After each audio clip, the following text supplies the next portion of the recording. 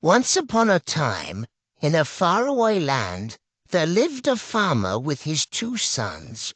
He worked hard and looked after his farm, his cattle and orchard regularly. He did not take a break and toiled with his laborers throughout the year.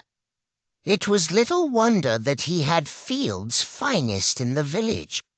His cattle and sheep were the best in the village. Choicest fruits and vegetables grew in his garden and orchard. During the monthly fair, where all village folks met to sell their wares, his was the best of the lot. His neighbors envied and said, "There goes Manohar. His sons are fortunate to have him as a father.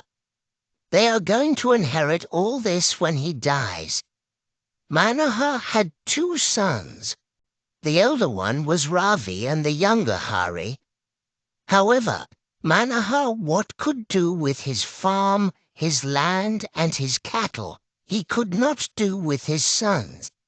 They were not interested in following their father's footsteps. Ravi was a warrior and was more interested in arms and fighting, while Hari liked music and the fiddle. Manohar secretly wished, "I wish I had a son who loved farms more than arms, and one who liked cattle better than fiddle." He worried about what will happen to his lands, but decided he had to go with what he had and hoped for the best. One day, he asked his sons, "What is it that you want to do in life?" Ravi was quick to reply, "I want to join the army. I want to serve the country and make you proud." Hari seemed not so sure about what he wanted to do. "Well, I like music, and I may become a musician, but think I will have to practice harder." "Okay," the farmer said. "Ravi, you go and join the army and fulfill your wish." Then he turned to Hari. "You two can work towards your dream, but meantime, help me with my work as well." So Ravi left and Hari stayed back with his father, occasionally helping him in his daily chores, but mostly dreaming about his musical future. Life went on, but one day, Manohar fell ill, and there was nothing that anybody could do to help him. On his deathbed, he called Hari and told him, "Take good care of everything, son. Remember you are looking after your brother's share too. Give it back to him intact when he returned from his duty." Those were his last words, and Manohar died, leaving everything he had in Hari's care. Hari kept his father's words close to his heart and started on his life as a farmer. Nevertheless, as time went on, he began falling back to his old carefree ways.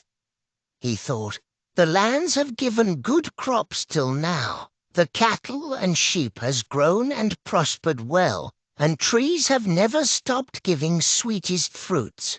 So why worry? There are laborers to look after them who have been doing this for long, so they will continue to do so." He began enjoying his newfound status as master and followed his wishes more vigorously. However, hoping for things to take care of themselves was too much to ask. Once left by themselves, laborers stopped giving their best, which meant crops weren't looked after, cattle was unattended, fruits ripened and fell down from the tree but never reached markets on time. Thieves stole his cattle, while pests and small birds made merry on the unmanned farms. The guards themselves turned to stealing as they found the opportunity too tempting. Hari was oblivious to everything, lost in his world and music. The money his father left was getting him through the days, and there was no shortage of friends and well-wishers while that lasted. But all things, if not growing, have to come to an end. One night, it finally dawned upon Hari when his father came to him in a dream. "Remember my last words, son. Remember to give your brother his share, or more if possible," was all he said. Harry was relieved his father did not scold him for being careless, but once out of bed he went to take stock of his brother's share. That soon turned to panic as he learned about the real situation. The farm was nowhere near what it was when his brother left, and he had nothing, no money or account to show him. He thought, "What will he think? He may even send me to jail, and no one can blame him for that also." Panic turning to fear, he approached his friends and well-wishers from the village, but they laughed him off and said he hasn't come back till now. Maybe he won't ever. Why worry? Enjoy. But Harry wasn't sure of that. He did not want his brother dead, and he wanted him to come back. The thought of showing him the real situation made him panic, and he was running around in the village. His neighbors and others were having a good laugh at him. "We warned you so many times. You did not look after your farm, and you always dismissed us, so now suffer." Nobody came forward to help him, and they were all happy at his misery, and he couldn't blame them also for his own wrongdoings. There was one shepherd boy in the crowd who was considered a simpleton by everybody, but only he gave something which seemed like a solution to Harry. The boy said, "Master, why don't you go to the old lady on the mountains who can do magic? Who knows, she may bring your lost fortunes back through magic." For once, Harry took serious notice of the shepherd boy and climbed up the mountain. The old woman lived in a cave-like house, too old to even move around, but her ears seemed all right. She listened to his whole story. "Please help me, old woman, bring my fortunes back. I will ever be grateful," Harry pleaded.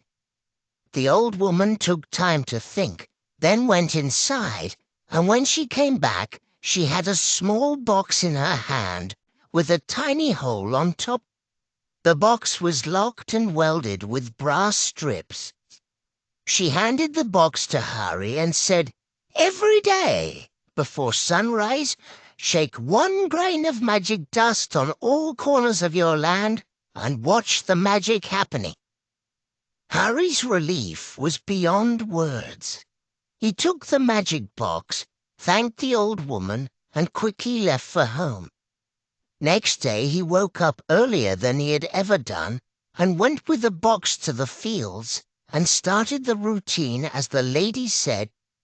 But while doing it, he noticed the crops were half uncut in the fields. He also noticed the cut ones had not been taken inside or properly dried, and his laborers were sleeping comfortably. Beginning to get angry, Harry woke them up and sent them off to fields with instructions to do their job properly. He repeated the same routine in the cattle sheds and orchards. Harry had to shout them off the beds and chase them to start on their duties. Laborers were shocked and whispered to each other, "The master in the field? Now God saves us." This routine was repeated every day. Harry went on shaking his magic dust in fields, and his laborers had to keep up with him. Every day he found items that were left unattended and made sure it was taken care of. He was waiting for the magic to happen, but unknowingly he was making it happen.